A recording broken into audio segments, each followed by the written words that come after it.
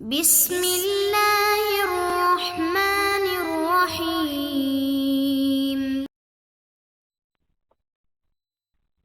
اعوذ باللہ من الشیطان اللعین الرجیم، بسم اللہ الرحمن الرحیم۔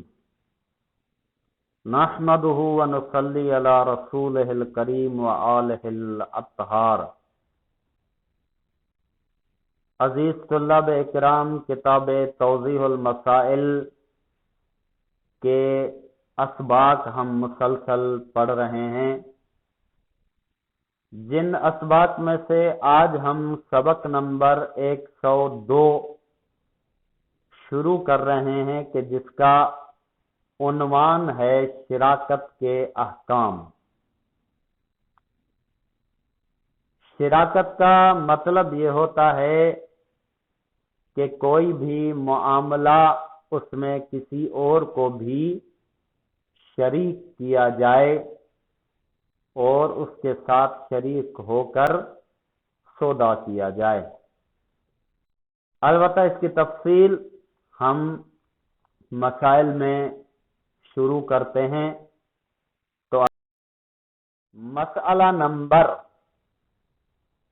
2105، دو آدمی اگر باہم طے کریں کہ اپنے مشترک مال سے تجارت کر کے جو کچھ نفع کمائیں گے اسے آپس میں تقسیم کر لیں گے، اور وہ عربی یا کسی اور زبان میں شراکت کا صیغہ پڑھیں یا کوئی ایسا کام کریں جس سے ظاہر ہوتا ہو کہ وہ ایک دوسرے کے شریک بننا چاہتے ہیں، تو ان کی شراکت صحیح ہے۔ کہنے کہ شراکت کا مطلب یہ ہے کہ دو افراد یا دو سے زیادہ، اب انہوں نے یہاں پہ دو کہا ہے لیکن آپ اس کو کتنے بھی افراد ملا سکتے ہیں، مثلا 3، 5، 8، 10 کتنے بھی شریک ہوں۔ اگر وہ اپنا مال جو ہے ملا کر تجارت کرتے ہیں اور وہ یہ طے کرتے ہیں کہ اس سے جتنا بھی نفع آئے گا ہم آپس میں برابر تقسیم کر لیں گے، اگر حصہ برابر ہے تو اس صورت میں اس کو شراکت کہتے ہیں۔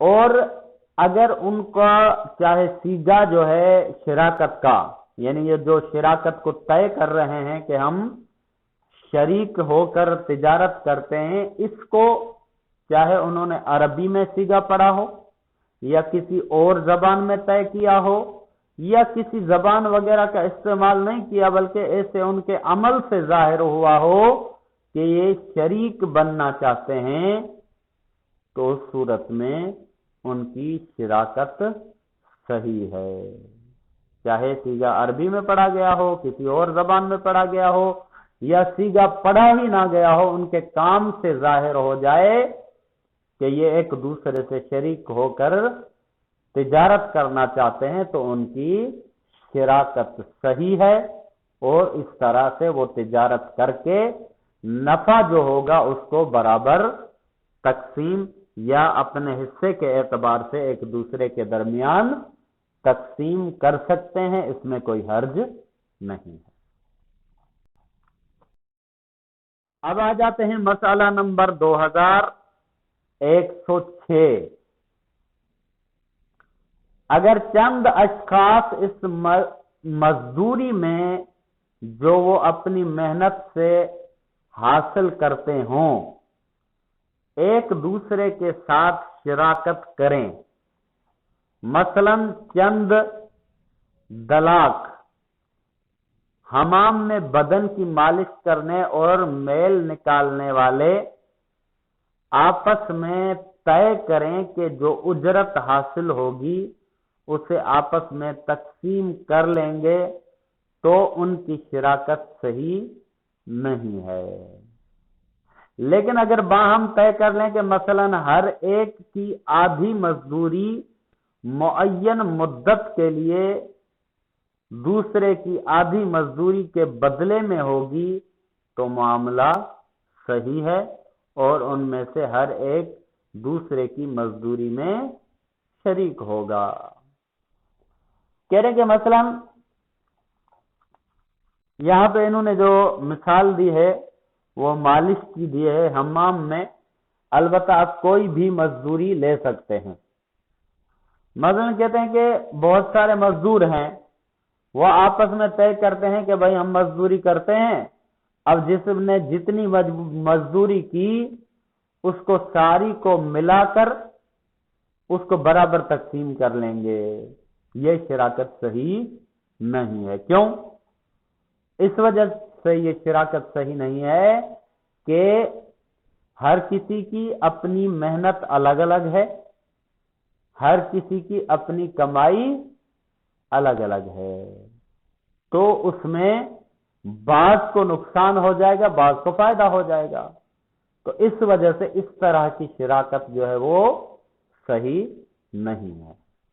हाँ, लेकिन अगर दूसरी सूरत ये हो कि अगर बाहम तय कर लें, मसलन हर एक की आधी मजदूरी मुअय्यन मुद्दत तक के लिए दूसरे की आधी मजदूरी के बदले में होगी तो मामला सही है। मसलन वो कहेंगे मेरी आधी मजदूरी इतनी मुद्दत के लिए उसकी आधी मजदूरी के बदले में होगी और इनमें से हर एक दूसरे की मजदूरी में शरीक होगा।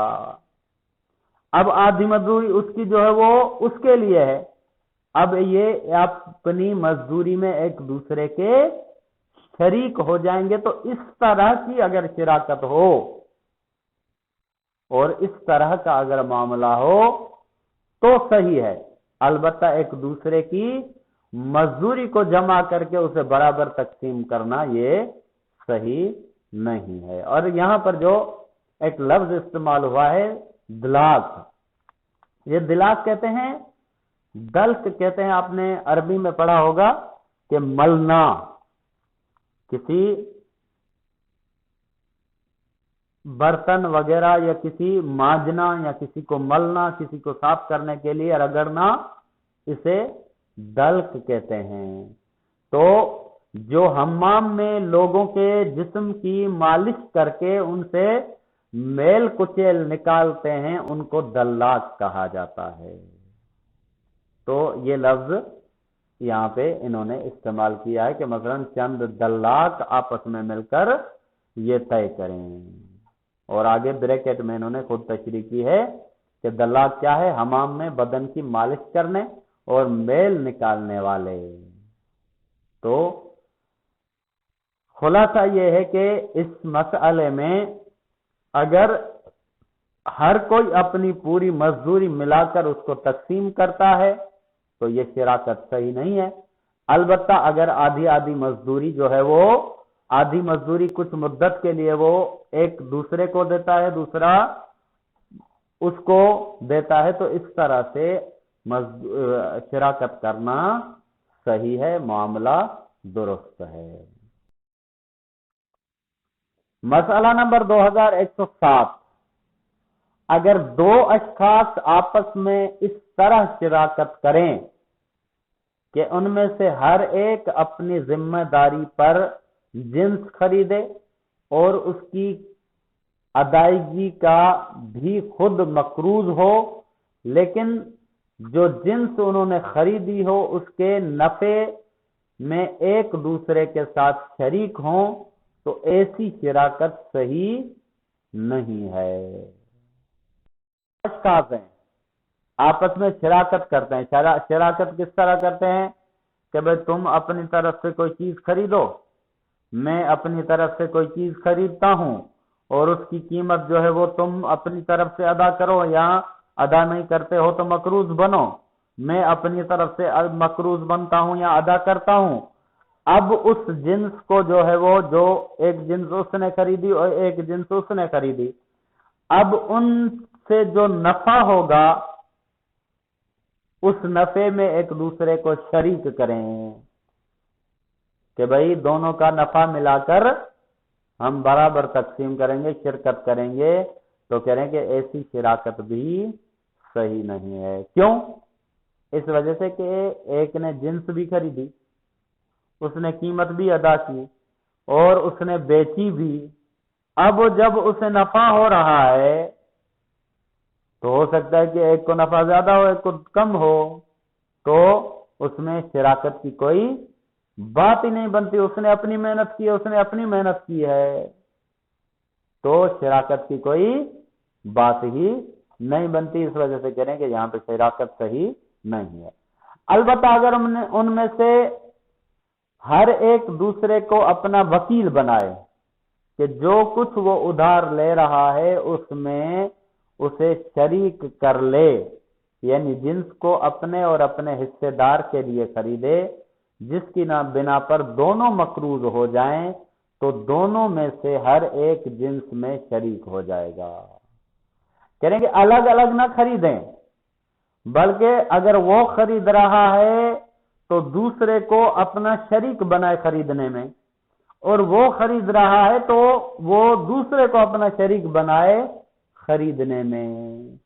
تو یعنی دونوں مقروض ہوں گے اور دونوں اس جنس کو خریدیں گے اور دونوں جو ہے وہ اس جنس میں شریک بن جائیں گے. اگر اس طرح سے ایک دوسرے کو حصہ دار کریں تو شریک ہوں گے اور شراکت بھی صحیح ہے، ورنہ شراکت صحیح نہیں ہے.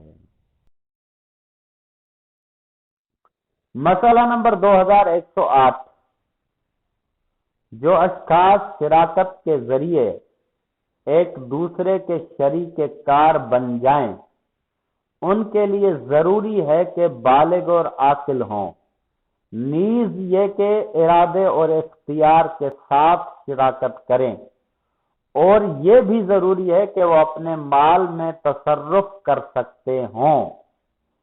لہذا کیونکہ سفیہ جو اپنا مال احمقانہ اور فضول کاموں میں خرچ کرتا ہے اپنے مال میں تصرف کا حق نہیں رکھتا، اگر وہ کسی کے ساتھ شراکت کرے تو صحیح نہیں ہے.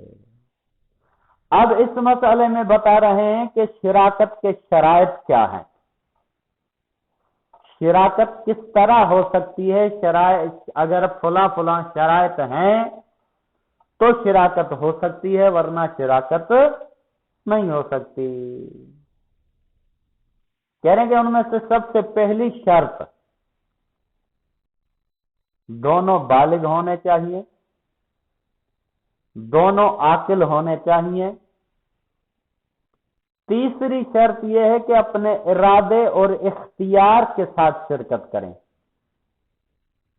یعنی بنا ارادے یا کسی کے مجبور کرنے سے شراکت نہ کی ہو، اپنے ارادے اور اختیار کے ساتھ شراکت کریں تو اس صورت میں شراکت ہو سکتی ہے. تیسری یہ شرط تھی. چوتھی شرط یہ ہے، چوتھی چیز یہ ہے کہ شراکت وہ کر سکتا ہے جو کہ اپنے مال میں تصرف کر سکتا ہو. اگر اپنے مال میں تصرف نہیں کر سکتا، اپنے مال کو استعمال کرنے کا حق نہیں رکھتا، تو وہ کسی کے ساتھ شراکت بھی نہیں کر سکتا. جیسے کہ انہوں نے یہاں پہ مثال دی ہے سفی انسان. سفی کیا ہے؟ کہتے ہیں کہ سفی وہ ہے، بریکٹ میں بتا رہے ہیں کہ سفی جو اپنا مال احمقانہ اور فضول کاموں میں خرچ کرتا ہے اسے سفی کہتے ہیں. یعنی اگر اسے مال دیا جائے گا تو یہ فضول میں اسے اڑا دے گا، تو اس کو اپنے مال میں تصرف کرنے کا حق نہیں ہے، وہ اپنے مال میں بھی تصرف نہیں کر سکتا اس وجہ سے کہ وہ احمقانہ اور فضول کاموں میں اس کو اڑا دیتا ہے. تو شریعت کہتی ہے کہ ایسا انسان اپنے مال میں تصرف کرنے کا حق نہیں رکھتا. کہہ رہے ہیں کہ اگر وہ کسی کے ساتھ شراکت کرے تو صحیح نہیں ہے. لہذا چوتھی شرط یہ ہوئی کہ اپنے مال میں تصرف کا حق رکھتا ہو. اگر مال میں تصرف کا حق نہیں رکھتا تو اس صورت میں وہ شراکت نہیں کر سکتا. بالغ ہو، عاقل ہو، اختیار و ارادے کے ساتھ شرکت کرے اور مال میں تصرف کا حق رکھتا ہو، ورنہ شراکت نہیں ہوگی.